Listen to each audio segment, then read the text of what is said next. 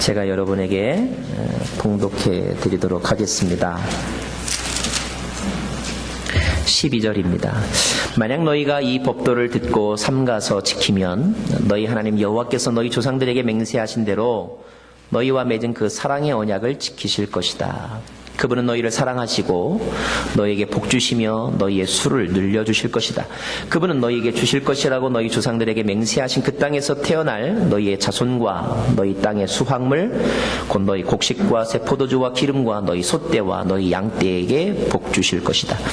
너희는 다른 어떤 민족들보다 복을 많이 받을 것이다. 너희 남자들이나 여자들 가운데 자식이 없는 사람이 없겠고 너희 가축들 가운데 새끼가 없는 것이 없을 것이다. 여호와께서 너희를 모든 질병에서 지켜주실 것이다. 그분은 너희가 이집트에서 알던 그 끔찍한 질병들을 너희 위에 내리지 않으시고 너희를 미워하는 모든 사람들 위에 내리실 것이다. 너희는 너희 하나님 여호와께서 너희에게 넘겨주시는 모든 민족들을 멸망시켜야 할 것이다. 그들을 불쌍히 여기지도 말고 그들의 신들을 섬기지 말라. 그것은 너희에게 덫이 될 것이다. 너희는 스스로 이 민족들은 우리보다 강하다. 우리가 어떻게 그들을 쫓아내겠는가? 라고 말할 수도 있다. 그러나 그들을 두려워하지 마라. 너희 하나님 여호와께서 바로와 온 이집트에 어떻게 하셨는지 잘 기억해보라.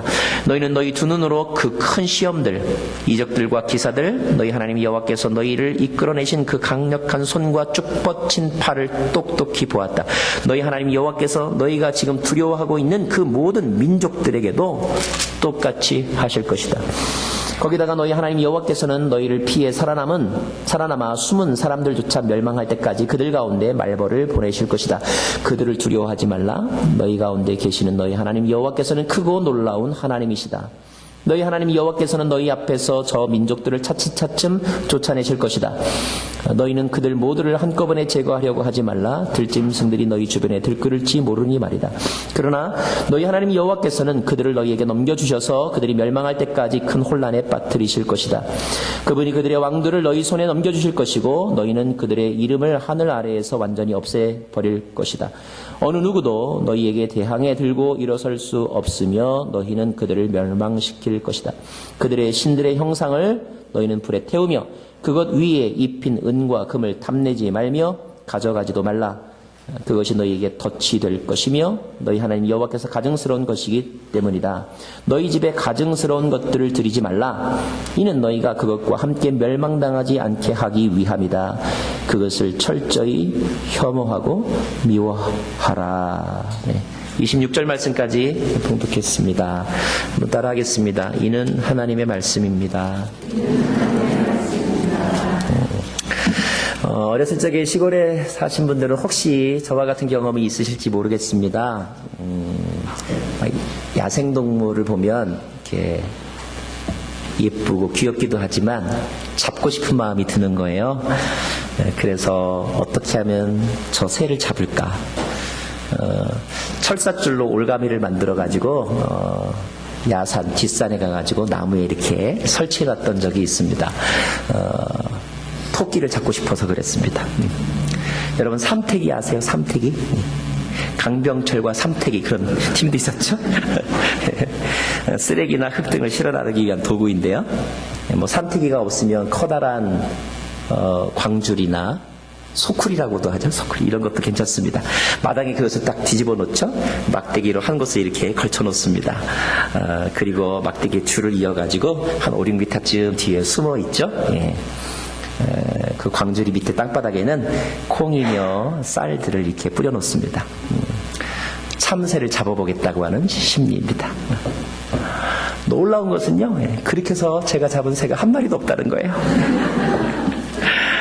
옆에 누군가가 말했습니다. 야, 새가 너를 잡겠다.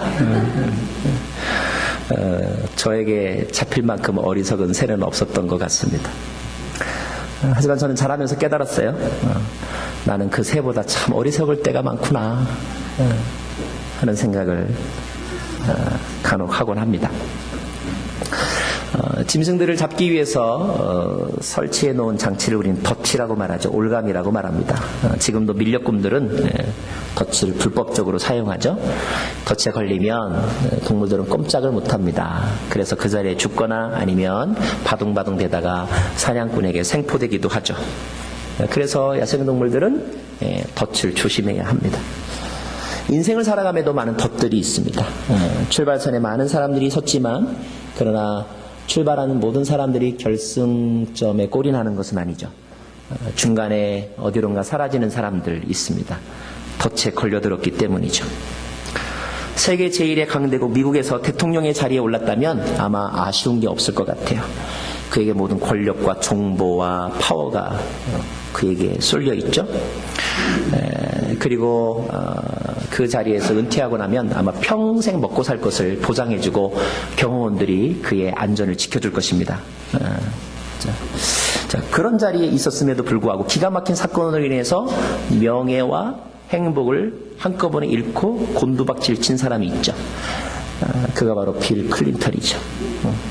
그는 모니카 르인스키와의 관계에서 덫에 걸려들었죠. 타이거 우즈도 마찬가지죠. 삼손도 마찬가지입니다. 재능이 많고 꿈이 많던 젊은이들이 몇 년 지난 후에 어디론가 사라지는 것은 그들이 지뢰를 밟았기 때문이고 함정에 빠졌기 때문이고 덫에 걸려들었기 때문입니다. 우리가 우리의 인생을 사랑한다면, 그래서 우리가 끝까지 인생의 경주를 왕주하기를 원한다면 덫에 걸리지 말아들어야 합니다. 분별력이 필요하고요, 철저한 자기관리가 필요합니다. 자기의 지혜가 부족하면 도움도 받아야 합니다. 지혜를 우리가 터득해야 되고요, 지혜를 알 뿐만 아니라 지혜로운 삶을 살아야 하는 것이죠. 오늘도 하나님은 우리에게 귀한 지혜의 말씀을 베풀어 주십니다. 우리가 어떻게 하면 복 있는 자의 삶을 살 수 있을지, 그리고 복된 삶을 계속하여 누릴 수 있을지. 이미 이스라엘은 하나님의 복을 누렸습니다. 왜냐하면 포로된 자에서 자유케 되었으니까 그들은 더할 나위 없는 아주 익사이딩한 사건을 경험한 것입니다. 흥분이죠. 자랑할 만한 것이죠. 그러나 하나님은 그들이 그곳으로부터 탈출한 것으로만 만족하지 않으셨습니다. 하나님께서 그들에게 주시고자 하는 복은 훨씬 더 많았다는 거죠. 더 많이 남아있는 거예요. 이제 하나님께서 그들에게 주시고자 하는 교훈은, 너희들이 그런 복을 누렸지만 그 복을 끝까지 지키기를 원하시는 것입니다. 끝까지. 저와 여러분에게도 아마 동일한 소망이 있으실 거예요. 내가 너에게 이런 은혜를 베풀었는데, 이러한 물질적인 복 또는 이러한 어떤 정신적인 가치, 삶의 어떤 윤택함, 이런 것들을 주었는데 내가 너에게 주는 복은 순간에서 그치는 것이 아니라 계속 이어지는 상태가 되기를 원한다. 그러나 너가 이 복을 지키기는, 이 복된 삶을 지켜서 살기에는 그렇게 세상이 만만하지가 않단다. 너가 가진 것을 빼앗으려고 하는 많은 사람들이 있을 것이다. 많은 세력들이 있을 것이다. 많은 함정들이 있을 것이다. 거기에 걸려들면 안 된다. 오늘 하나님은 그 덫에 걸려들지 않게 하기 위해서 오늘 우리에게 이 말씀을 주고 계신 거예요. 덫에 걸려들지 않는 삶. 세 가지 질문을 우리가 던질 수가 있습니다. 첫째, 무엇이 덫인가? 함정인가? 두 번째, 우리는 어떻게 하다 거기에 빠져드는가? 반대로 말하면 어떻게 하면 그곳에 빠져들지 않을 수 있는가? 세 번째, 끝까지 다시는 그런 함정에 빠져들지 않을 수 있는 방법은 무엇인가 하는 거죠. 무엇이 덫인가에 대한 교훈을 우리가 얻기 위해서 오늘 본문에서 우리가 살펴보아야 될 말씀은 16절입니다. 16절 말씀을 저와 여러분 같이 함께 읽기를 원합니다. 16절 시작. 너희는 너희 하나님 여호와께서 너희에게 넘겨주시는 모든 민족들을 멸망시켜야 할 것이다. 그들을 불쌍히 여기지도 말고 그들의 신들을 섬기지 말라. 그것은 너희에게 덫이 될 것이다. 자, 중요한 한 가지는 무엇이 덫이냐 아니냐도 하나님께서 우리에게 가르쳐 주신다는 거예요. 오늘 가르쳐 주신 것에 의하면 하나님께서 너희에게 넘겨주시는 모든 민족들이라고 되어 있습니다. 하나님께서 너희에게 넘겨주시는 모든 민족들, 물론 직접적으로는 가나안 땅에 살고 있는 가나안 족속들 말하겠죠.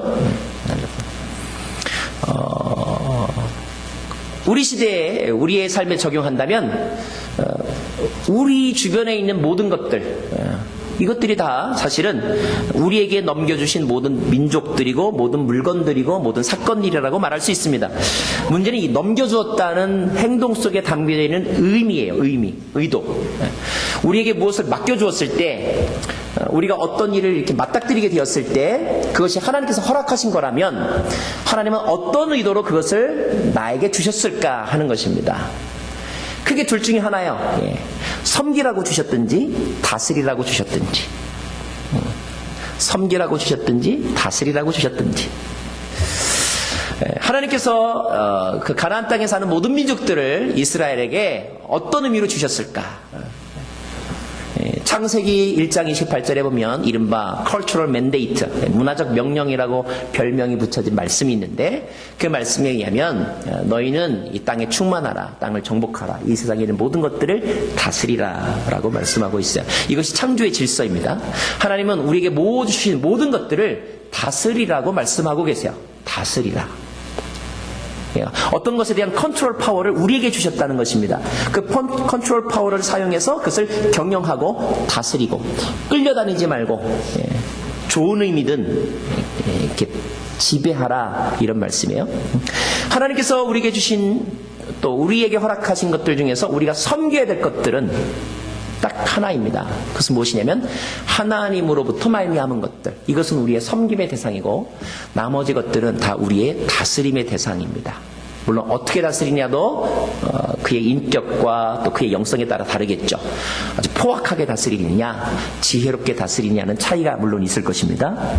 자, 하나님은 이스라엘 백성들에게 너희들이 그 출애굽의 놀라운 은혜를 누렸는데 이제 너희들이 들어갈 땅에서 만날 사람들, 그런 만날 사람들, 내가 너희에게 넘겨주는 사람들 다스리라. 다스리라고 하는 말을요 오늘 말씀에는 조금 더 아주 공격적으로 그리고 아주 강하게 표현하셨는데 어떻게 표현하셨냐면 멸망시키라 이렇게 말씀하셨어요.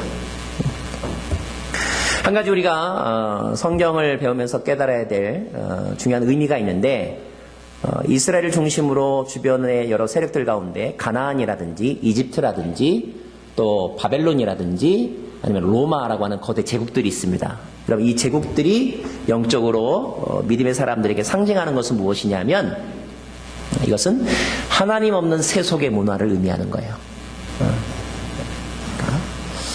그러니까 하나님을 예배하고 하나님 말씀대로 사는 사람들이 있는가 하면 하나님 없이 인본주의에 의하여 물질주의에 의하여 또는 다른 우상들 거짓 신들을 섬기면서 그 속에서 쾌락과 번영과 그리고 활락을 추구하는 그런 문화, 그 문화의 대명사, 다시 말하면 하나님을 대적하는 사람들, 하나님 없이 사는 사람들, 죄의 대명사가 가나안이고 이집트이고 바벨론이고 로마입니다. 하나님은 그런 것들에 대해서 너희들이 어떤 태도를 가져야 되느냐 가르쳐주고 있는 거예요. 분명한 것 가운데 하나는 그러한 것들은 아직 지금 이스라엘 사람들은 가나안 땅에 들어가지 않았기 때문에 그들이 누구인지 그들의 실체에 대해서 잘 모르죠. 자, 잘 모르고 있는 그들에게 말씀하기를 그것들은 너희들에게 덫이 될 수 있다. 그래서 함정이 되는 사람이 있는가 하면 디딤돌이 되는 사람이 있습니다. 장애물이 되는 사람이 있는가 하면 나를 도와줄 수 있는 사람이 있잖아요. 그래서 우리는 아직 몰라요. 우리가 늘 첫인상은 좋습니다. 처음 만나서 나누는 덕담을 보면 세상에 둘도 없이 착한 사람이고 마음씨가 좋아 보이는 사람인 것 같아요. 그 사람이 내 인생에 도움이 될지, 다시 말하면 복의 통로가 될지, 아니면 내 인생의 발목을 잡을지는 아직 잘 몰라요. 우리는 그것을 볼 줄 아는 능력이 없어요. 그래서 우리는 눈에 보이는 것만으로 판단할 때가 많이 있죠. 근데 하나님은 어제도 계시고 오늘도 계시고 우리 미래 가운데도 계신 분이시고 하나님은 인간을 창조하신 분이시고 마음까지도 창조하신 분이기 때문에 우리가 알지 못하는 것을 알고 계신 분이 하나님이세요. 그래서 그 하나님이 사랑하는 그의 백성들에게 오늘 이렇게 팁을 주고 있는 거예요. 그 팁에 의하면 그들은 너희들에게 덫이 될 수 있는 존재들이다. 그들과의 관계를 너희가 잘 정립해야 된다 이렇게 말씀하고 있습니다. 만약에 덫에 걸려들면 어떻게 되나요? 덫에 걸려들면 정말 우리가 발목이 잡히는 거예요. 자유를 누리지만 제한된 자유밖에 누릴 수 없는 것입니다. 나의 능력이 100이라면 덫에 걸린 사람은 50밖에 사용할 수 없는 거예요. 점차 그것도 마치 이렇게 단물 빼먹듯이 다 이렇게 탈진하게 되면 말라 비틀어서 죽게 되는 것이죠. 우리는 그 덫에서 자유로워야 하죠. 덫에 빠져들면 안 되는 것입니다. 그런데 어떤 사람들은 그 덫에 빠져들거든요. 우리는 이미 그런 경험들도 있지요. 자, 대개 어떤 때 우리가 그 덫에 빠져드는가? 오늘 말씀 속에서 몇 가지 인간들이 덫에 빠져들게 되는 그런 어떤 그 패턴들을 우리에게 가르쳐주고 계세요. 16절 말씀 다시 한번 제가 읽어드리겠습니다. 너희는 너희 하나님 여호와께서 너희에게 넘겨주시는 모든 민족들을 멸망시켜야 할 것이다. 그들을 불쌍히 여기지 말라 그랬어요. 예. 불쌍히 여기는 과정을 통하여 우리가 덫에 빠져드는 경우들이 있다는 것입니다. 여러분, 죄가 참 교묘한데요. 죄가 참 교묘한데, 우리를 죄에 빠져들게 하는 방법 가운데 하나는 동정심을 유발한다는 거예요. 우리에게 부탁을 합니다. 부탁을 해요. 강하고 무서운 모습으로 우리를 협박하기도 하지만요, 세상에 둘도 없이 불쌍한 모습으로 와서 우리에게 이렇게 도움을 요청하는 눈길을 보내죠. 자, 그런 부탁을 받으면 우리 안에서 어떤 심리가 발생하는지 아세요? 귀찮아. 물론 이런 마음도 들 때가 있지만 우리 안에 우쭐해지고 싶은 마음이 들어요. 우쭐해지고 싶은 마음. 네. 그래서 그를 도와주는데 사실은 마음이 따뜻해서 도와주는 게 아니에요.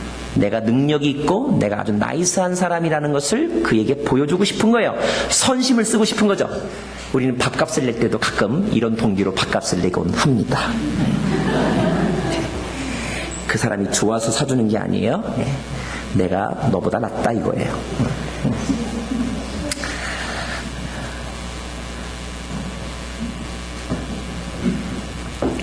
어떤 때는 자기가 그런 능력이 없음에도 불구하고 펑펑 씁니다.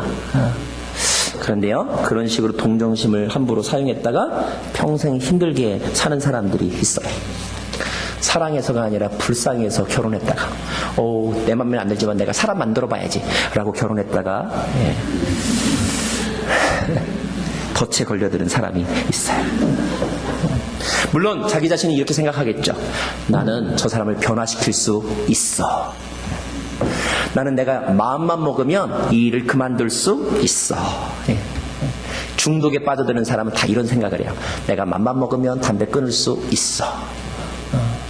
나는 올해까지만 들어갈 거야. 내년부터는 안 할 거야. 자기가 마음 먹으면 그렇게 될 수 있다고 믿는 거예요. 그런데 여러분, 그것은 결코 자기 자신을 잘 모르는 데서 나온 착각이에요. 처음에는 내가 물론 선택을 하죠. 먹을까 말까. 그러나 한번 그것에 손을 대는 순간 마약이 나를 먹는 거예요. 나를 지배하는 거예요. 그때부터 나는 마약을 할 자유만 있지 마약을 하지 않을 자유는 상실한 거예요. 죄가 마찬가지입니다. 죄는 우리에게 연민을 불러일으키죠. 그러나 진정한 연민이 아니라 우리의 교만함과 우월감을 자극하는 거예요. 결국 내가 그를 도와주는 것 같지만 사실은 도움이 필요한 사람은 나예요. 어느 순간 죄는 표정을 바꾸죠. 그리고 우리를 컨트롤, 매니플레이션 하는 것입니다. 끌려다니는 인생이 되는 거예요. 그 다음에 이런 말씀도 있죠. 그들의 신들을 섬기지 말라. 불쌍히 여기는 것이 자신에게 그런 능력이 없음에도 불구하고 우쭐하는 마음으로 뭔가를 이렇게 베풀므로 거기에 발을 내딛는 행위를 의미하는 것이라고 한다면, 여기서 섬긴다는 것은 자기가 좋아서 자기의 영혼과 마음을 갖다 바치는 행위를 말합니다. 이렇게 아이돌 스타를 쫓아다니는 우리 청소년들에게서 이런 모습을 발견하게 되죠. 물론 섬기는 그 순간은 너무너무 행복한 거예요. 이건 부모가 무슨 말을 해도 안 들려요. 밤을 새도 하나도 힘들지가 않아요. 없는 살림에 막 비행기 값을 들여가지고 거기까지 가도 하나도 그것 때문에 받아되지 않아요. 힘들지 않아요. 그리고 그 과정이 즐겁고 내가 그렇게 사랑을 주면 그것으로부터 내가 만족을 얻을 수 있을 거라고 생각을 하죠. 정말 그럴까요? 그러는 경우도 더러 있어요. 하지만 그것이 대부분 있다가 사라질 아침 안개와 같은 것이에요. 그리고 순간에 지나지 아니하여, 아니 어쩌면 실체를 모르는 경우들도 많아요. 똑똑하고 돈 많고 유능한 배우자를 사모하던 여자가 오랜 노력과 기다림 끝에 꿈에 그리던 남자를 만났어요. 사람들은 너 너무 결혼 너무 잘했다. 동창회 나가서 막 자랑했어요. 결혼 생활 10년 만에 그의 삶은 완전히 산산조각이 났어요. 똑똑한 남자는 그 똑똑함으로 사사건건 여자를 무시했어요. 돈 잘 번다고 잘난 척하더니 나중에는 그 남는 돈 가지고 다른 곳에 막 쓰기 시작하는 거예요. 배신감을 겪죠. 당장 그만두고 싶어요. 그런데 그만두고 싶은데 그만두면 내가 어떻게 살아야 될지 막막해요. 그래서 안 살지도 못하고 살긴 사는데 지옥같이 하나도 인생의 의미나 결혼의 행복이나 사랑받음에 대한 기쁨도 없이 사는 사람들이 드라마 보면 많아요.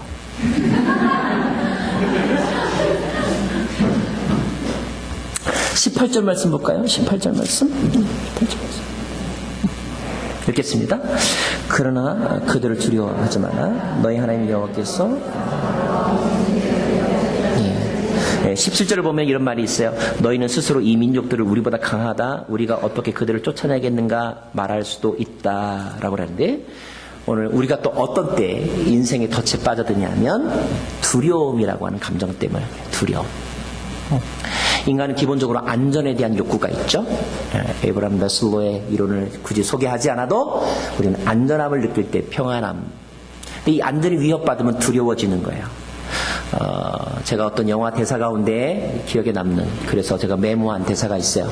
거기에 이렇게 나와 있더라고요. 우리가 서로 싸우는 것은 미워하기 때문이 아니래요. 그것은 두렵기 때문이래요. 왜 막 소리를 고래고래 지르면서 그 사람에게 막 쏟아붓는가? 아니면 왜 오늘도 나는 누군가를 붙잡고 나의 삶에 대해서 막 하소연하고, 그리고 누군가를 원망하고 그 사람이 어떻다 저렇다에 대해서 막 미주알 고주알 그 사람에게 이야기하고 있는가? 정말로 어떤 정의를 실현하기 위해서 그 사람의 악함을 드러내는 것인가? 아니라는 거예요.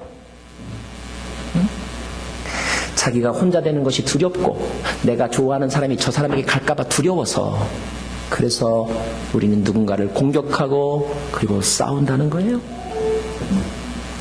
그렇게 말하는 순간은 두려움이 사라져요.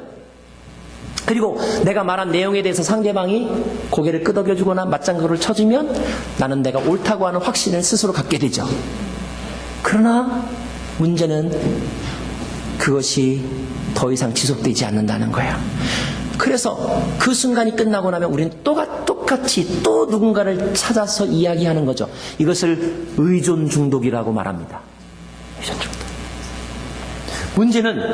문제는 그렇게 내 속마음을 이야기하고 내 가치관을 이야기했는데 내 이야기를 들어준 그 사람이 나의 영원한 친구가 되지 않는다는 거예요. 상황이 바뀌면 그 사람은 이미 나의 약점과 내 속마음을 다 알고 있고 나는 그 사람에게 묶이게 되었더라는 것입니다. 여러분, 이러한 대표적인 예가 누구냐면 유대의 임금 히스기야예요. 히스기야가 통치하던 시대에 이 자그마한 땅덩어리 유다의 주변 거대 제국들은 아수르였어요. 아수르의 위협에서 북이스라엘이 망하는 것을 보았던 히스기야는 항상 불안했어요. 왕으로서 어떻게 이 나라를 지켜야 될까? 물론 기도함으로 하나님의 은혜로 승리를 했던 적도 있었지만 누구나 다 그러하듯이 늘 성령 충만했던 것은 아니었어요. 그래서 그가 성령 충만함의 그 은혜와 감격을 잊어버렸을 때 그가 찾았던 것은, 그가 의지했던 것은 신흥 세력 강대국 바벨론이었어요. 바벨론의 사람들이 히스기야를 문명 왔을 때 히스기야는 바벨론을 붙잡고 하소연을 합니다. 내가 이렇게 고생하고 있다. 내가 지금 저 인간 때문에 이렇게 힘들고 있다. 저 인간의 세상에 이렇게 못된 인간이다. 아수르에 대해서 설명했어요. 바벨론의 동정을 얻어내기 위함이었습니다. 자기는 그만큼 옳다는 것을 강조하고 싶어서였어요. 여러분, 그러나 결국 어떻게 되었는지 아세요?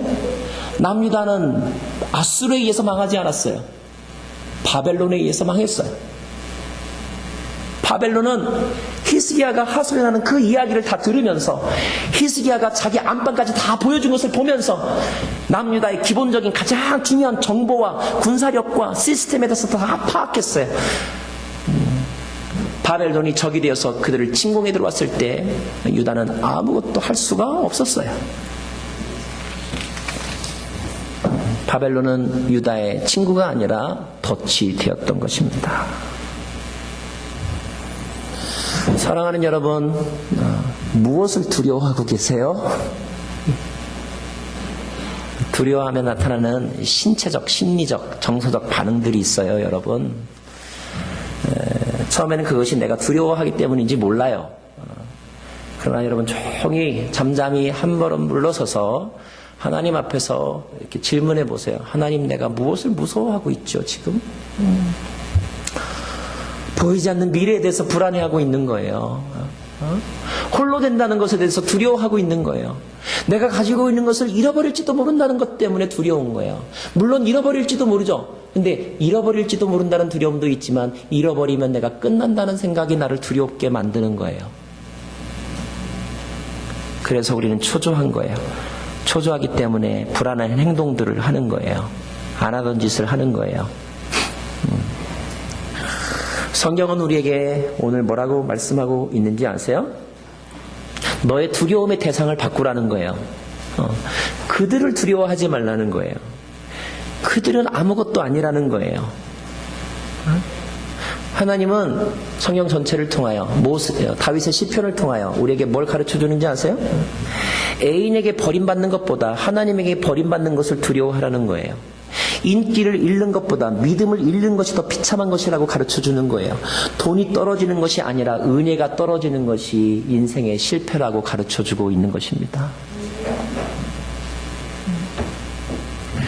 사단은 우리를 두려움의 감정을 이용해서 덫에 빠져들게 만드는 거죠. 덫에. 그럴 때 여러분 제일 좋은 자기 격려의 메시지가 있어요. 한번 따라해 보실래요? 네. 죽으면 죽으리라. 이것만큼 우리에게 용기를 주는 말씀이 없는 것 같아요. 죽으면 죽으리라. 안 죽으려고 하니까 힘든 짓을 하는 거더라고요. 그죠? 안 죽으려고 하니까. 죽는 게 끝이 아니라고 성경은 기록하고 있는데 우리는 죽는 게 끝이라고 생각하니까. 또 무엇이 우리를 함정과 덫에 빠져들게 만드는지 아세요? 여러분 25절 말씀 보세요. 25절 말씀. 시작.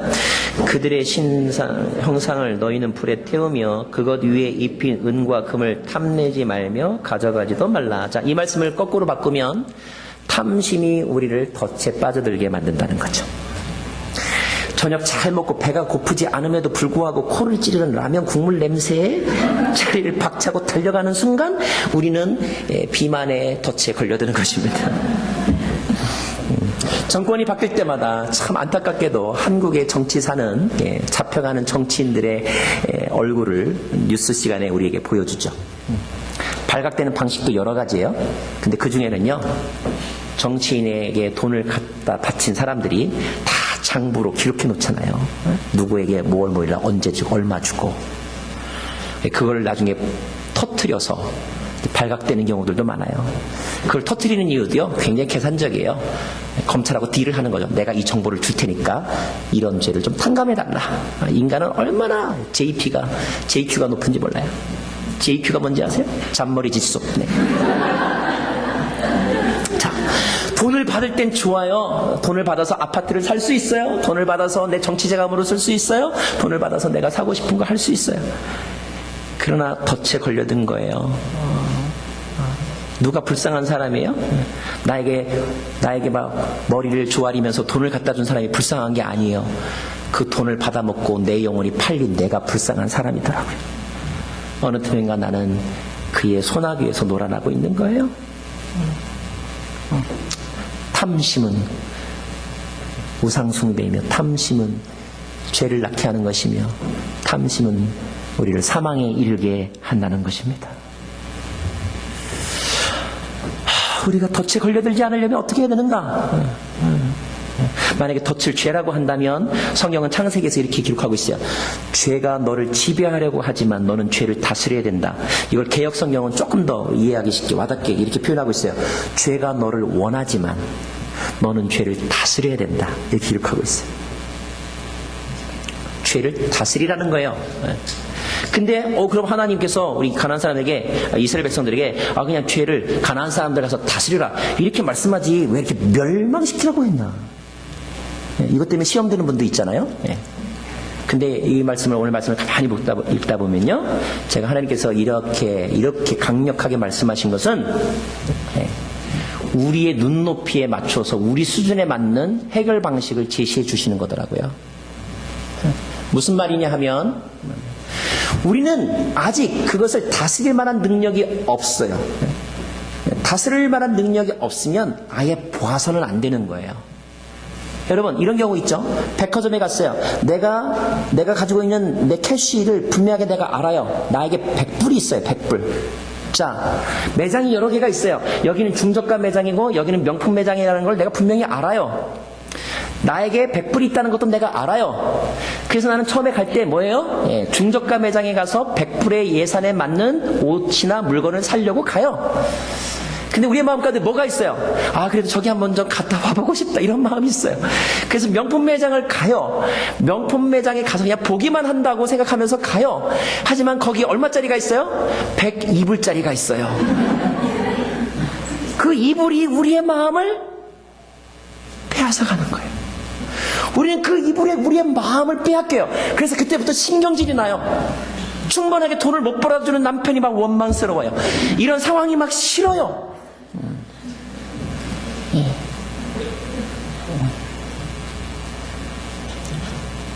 그 매장 제품의 디자이너가 막 미워져요. 이게 우리의 마음이, 우리는 우리의 마음을 지킬 능력이 지금 아직 없는 거예요. 그래서 아예 쳐다보지도 말라고 하는 것입니다. 악은 그 모든 모양이라도 버리라고 하는 거예요. 악은 여러분 이렇게 키워놓으면서 관상용이 아니라는 거예요. 너는 아직 그럴 만한 능력이 악을 관상용으로 이렇게 컨트롤하실 수 있는 분은 하나님밖에 안 계세요. 하나님은 그것을 이렇게 컨트롤하세요.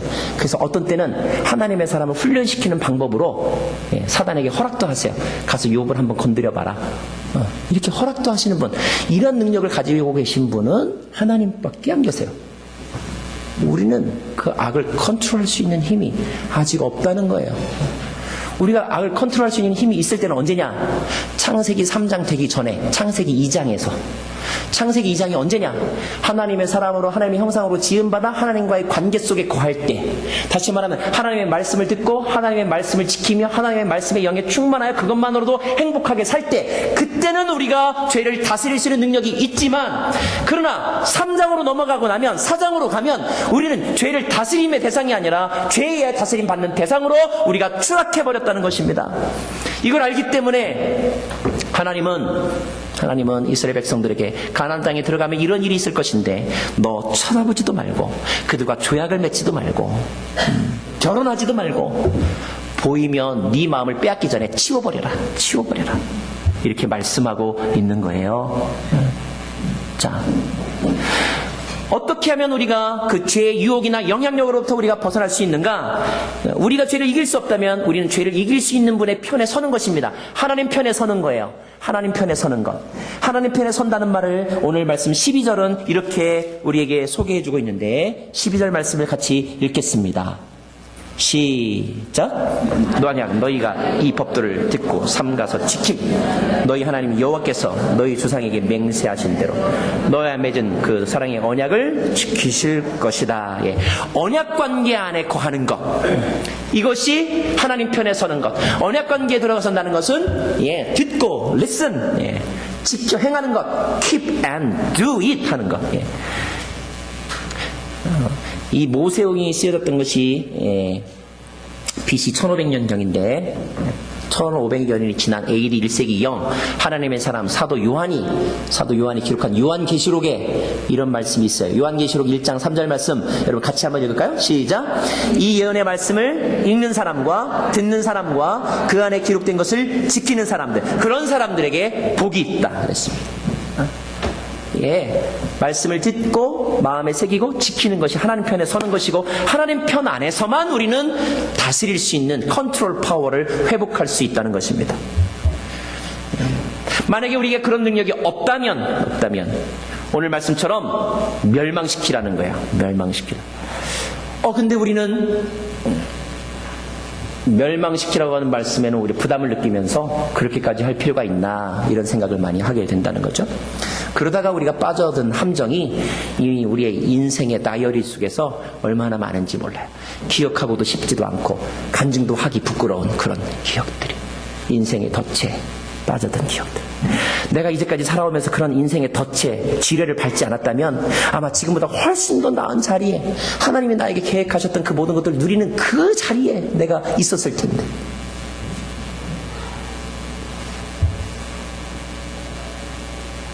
그러면 이제는 어떡하나? 여러분에게 영화 얘기 한 편 해드리고 싶어요. 영화 제목은 127시간.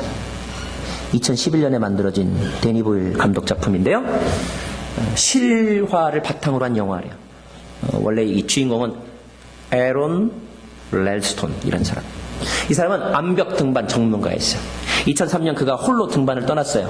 유타주에 있는 캐년랜드 국립공원에.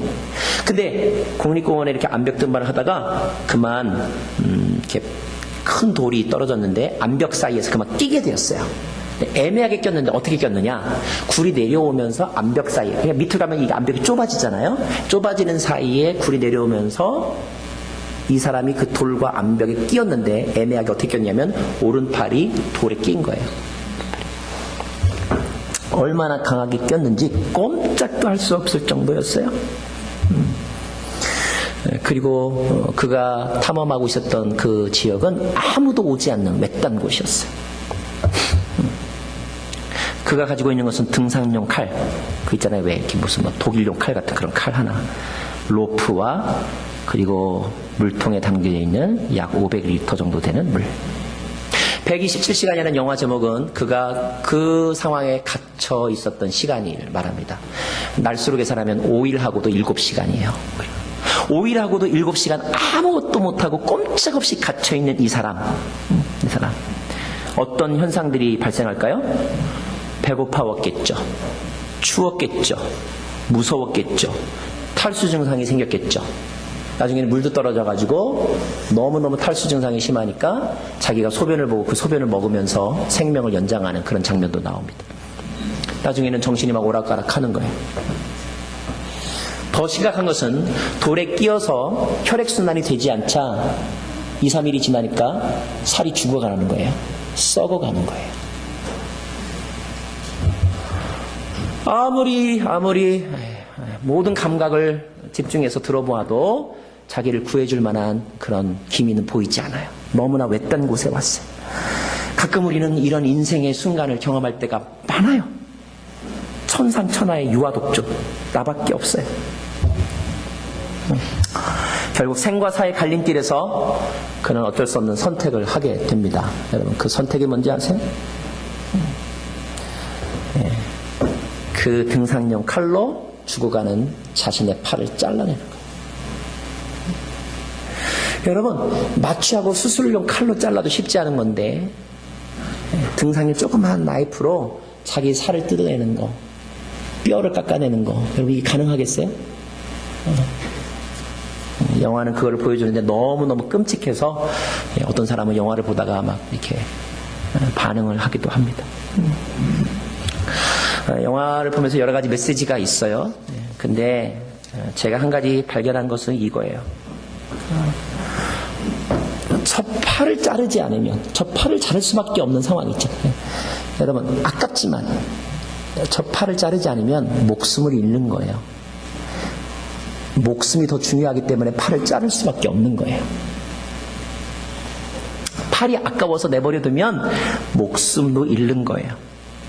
이런 극한적인 상황이 과연 인생 가운데서 얼마나 있을까 모르겠지만 그러나 원리는 똑같은 거예요. 중요하지 않은 것과 중요한 것이 있잖아요. 더 중요한 것이 있잖아요. 더 중요한 것을 위해서 중요하지 않은 것을 때로는 과감하게 잘라버려야 될 때가 있는 거예요. 단호하게 선택해야 될 때가 있는 거예요. 그렇지 않으면 정말로 중요한 것을 우리가 놓치는 거예요. 예수님께서 이런 교훈을 말씀하신 적이 있어요? 너희 눈이, 너의 팔이 범죄하거든 잘라버리라. 팔 없이 내가 핸디캡으로 어떻게 살아갑니까? 물론 그것은 참 안타까운 일이지만 그러나 핸디캡으로라도 살아가는 것이 너의 영혼이 죽는 것보다 낫다. 이것이 죄에 대한 예수 그리스도의 단호함이더라고요. 단호함. 예수님께서 돌아가실 즈음에 이제 3년차쯤 되었을 때 예수님께서 마태복음에 그 베드로하고 대화하는 그 교회에 관한 대화가 있잖아요. 너희가 나를 누구라 하느냐? 주는 그리스도시요. 그 말씀을 하시고 난 다음에 예수님께서 말씀하세요. 내가 앞으로 고난을 받을 것이고 나는 죽을 것이고 그리고 죽은 뒤 3일 만에 부활할 것이다 라고 이제 비로소 자신의 미래에 대해서 말씀하시는 적이 있어요. 그러자 그때 베드로가 아마 예수님을 불쌍히 여기는 마음이 있었던 것 같아요. 예수님을 불쌍히 여기는 마음으로 자기 분수도 모르면서 이렇게 말했어요. 주님, 절대로 그럴 수가 없습니다. 내가 주님이 가시는 곳에 내가 끝까지 따라가겠습니다. 내가 주님을 지켜주겠습니다 라고 말했어요. 베드로가 마음은 맞았는지 모르지만 자기 분수를 몰랐나 봐요. 근데 그때 예수님께서 뭐라고 말씀하셨는지 아세요? 단호하게 말씀하셨어요. 이렇게, 사탄아 물러가라 그랬어요. 저는 늘 베드로에 대해서 안타깝게 생각하는 적이 많은데 제가 이 말씀을 준비하고 묵상하면서 베드로가 혼난 장면을 보면서 놀랬지만요, 그 다음에 또 놀란 게 있어요. 베드로가 이렇게 예수님한테 요구도 먹고도 교회를 안 떠났구나. 우리 교인들한테 내가 아마 이렇게 약간 좀 이렇게 막 웃지 않으면서 좀 냉정하게 좀 인상 쓰면서 그러시면 안 됩니다. 그러면 아마 상황이 좀 많이 다를 것 같은데 베드로는요, 사탄이라는 소리를 들으면서도요, 그래도 예수님은 안 떠났어요. 안 떠났어요. 놀라워요. 네. 주님께서 뭐라고 말씀하시냐면 너는 나를 넘어뜨리는 걸림돌이다 그랬어요. 여러분, 이때 예수님께서 베드로가 미웠을까요? 아니에요. 베드로가 미웠으면 예수님께서 부활하시고 난 다음에 베드로를 찾아가지도 않았고, 만약에 부활하시고 나서 베드로를 찾아갔다면 그것을 복수하려고 찾아갔겠죠. 주님은 복수하려고 베드로를 찾아가지 않으셨어요. 주님 베드로를 사랑하셨어요. 주님이 미워했던 것은 베드로 안에서 베드로를 조종하려고 하는 사단의 세력을 미워하셨고 거기에 대해서 단호하셨던 것 뿐이었어요. 주님은 죄에 대해서 단호하셨지 사람을 미워한 적이 없으세요. 주님께서 수렁에 빠진 우리에게 주신 교훈이 이거예요. 단호해라. 쳐다보지도 말아라. 똥을 보고 아름답다고 하는 사람이 어디 있어요? 너 참 황금빛이구나 이렇게 말하는 사람 없어요. 똥은 더러운 거예요. 똥은 아무리 말해도 더럽고 냄새나는 거예요. 똥은 치워야 되는 거예요. 죄는 그럴듯해 보이지만 더럽고 치워야 되는 거라는 거죠. 또 한 가지, 주님께서 우리에게 그 덫에 빠져든 우리에게, 또는 다시 덫에 빠져들지 말라고 그런 마음으로 우리에게 베푸시는 은혜가 뭔지 아시죠? 죄인 되었을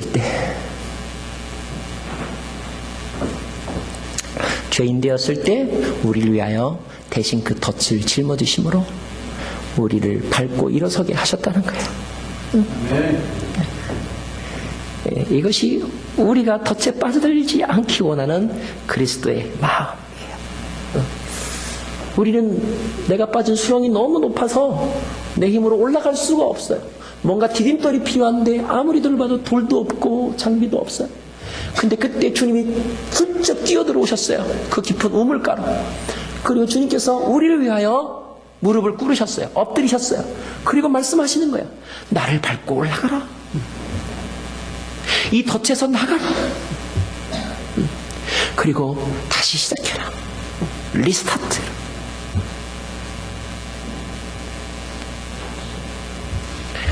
기도하겠습니다.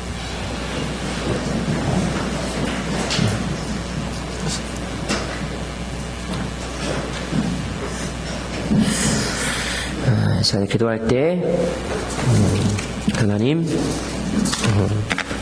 우리가 함정에 빠져들지 않게 하시고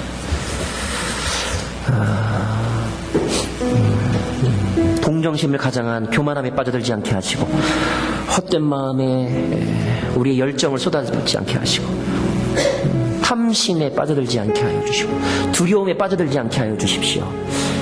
그래서 인생의 수렁에 빠져들어서 낭비하고 또 인생을 곤두박질 치는 그런 삶이 되지 않게 해달라고 우리 이 시간 우리 자신을 위해서 한번 기도하기를 원합니다.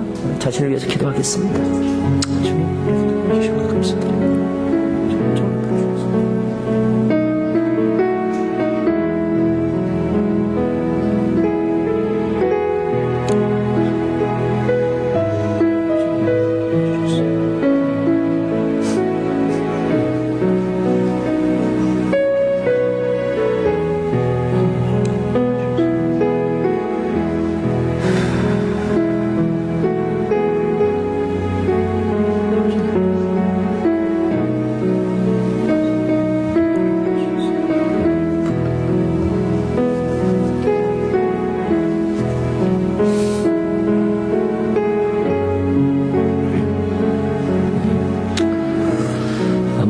정성과 하나님의 형상으로 태어난 우리가 하나님이 기뻐할 만한 삶을 충분히 살 수 있었음에도 불구하고 우리의 인생 경영을 잘 하지 못하여서 중간에 허비한 생활, 그리고 헛되게 쏟아버린 에너지가 얼마나 많은지요. 때로는 내 욕심에 끌려 덫에 넘어짐으로 평강을 잊어버렸고, 행복을 멀리 날려버렸고, 재산을 잃어버렸고, 사람을 잃어버렸던 적이 많았던 것을 고백합니다.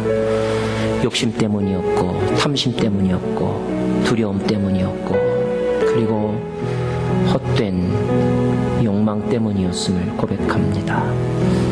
하나님, 이제라도 우리의 팔을 잘라버려야 살 수 있다는 것을 마음속에 담게 하여 주시고, 하나님, 십자가를 의지하여 일어설 수 있는 비밀을 우리에게 가르쳐 주셨으니 그 은혜의 끈을 놓치지 않는 저희들 되게 하여 주시옵소서.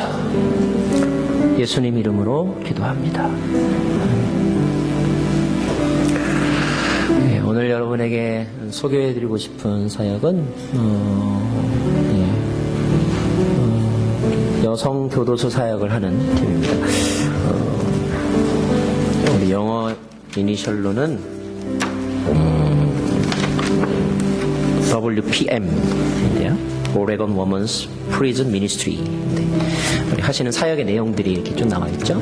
가서 신방하고 또 그들에게 성경 공부 가르치고 하는 일인데, 이분은 사실 이번 주중에 만났어요. 우연한 기회에 만나게 되었는데, 하시면서 제가 어떤 사역자들을 만나거나 할 때 저는 개인적으로 이렇게 유심히 이렇게 확인하는 게 뭐냐면 그 일을 얼마나 했나.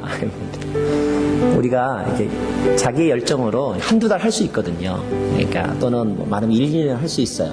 근데 이 일을 5년, 10년 했다는 것은 이건 정말로 하나님이 주시는 힘으로 하는 거고 하나님이 기뻐하시는 일이라고 생각합니다. 열매가 너무 아름답고, 이번에 8월 11일 날 이런 미니스트리를 위한 그 사역 바자회도 한다고 해서 제 마음에 감동이 있었고, 예전에 저희 교회 와서 이렇게 한번 간증도 하셨다고 제가 들었어요. 네, 그래서 이 일에 우리 오늘 드리는 헌금의 일부를 좀 사용하기를 원합니다. 찬양 하나님 앞에 올려드리고 비전 헌금 드리도록 하겠습니다.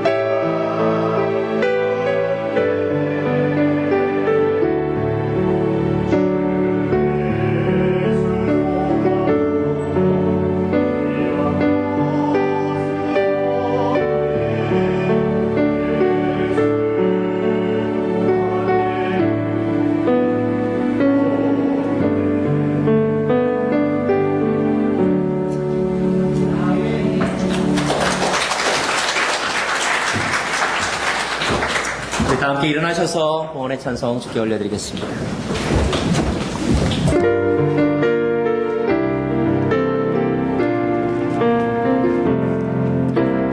나 주님의 기쁨 되기 원하네. 내 마음을 새롭게 하소서. 새 부대가 되게 하여 주소서. 주님의 빛 비추게 하소서. 내가 원하는 한 가지 주님의 기쁨이 되는 것. 내가 원하는 한 가지 주님의 기쁨이 되는 것. 내가 원하는 한 가지 주님의 기쁨이 되는 것.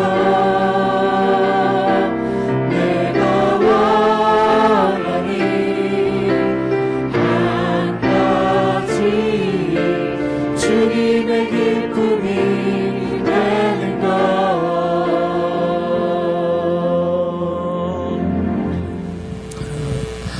어둠을 몰아내려고 애쓰기보다 빛 가운데 거함으로 어둠을 이기는 삶을 살게 하여 주옵소서.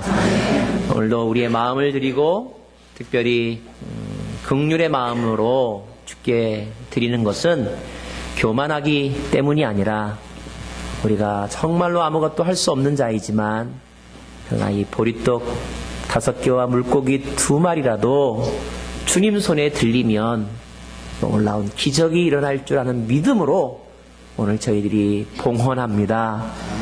하나님 사용하시고 주님의 뜻을 이루어 주옵소서. 혹여나 우리 귀한 가족들 가운데 물질적인 어려움과 경제적인 어려움으로 인하여서 고통당하는 우리 식구들을 주님 앞에 올려드립니다. 하나님 그들에게도 남들이 알지 못하는 비밀과 새 힘을 공급하여 주시고 근심이 변하여 기쁨이 되게 하여 주옵소서. 예수 그리스도의 이름으로 기도하옵고 이제는 주 예수 그리스도의 은혜와 하나님 아버지의 크고 놀라우신 사랑과 성령님 깨닫게 하시고 승리케 하시는 놀라운 은혜의 역사가 함정에 빠진 인생에서 반석이신 그리스도 위에 서는 인생으로 바뀌어지기를 원하는 주의 백성들 머리머리 위에 이제로부터 영원토록 함께 계시기를 간절히 축원하옵나이다.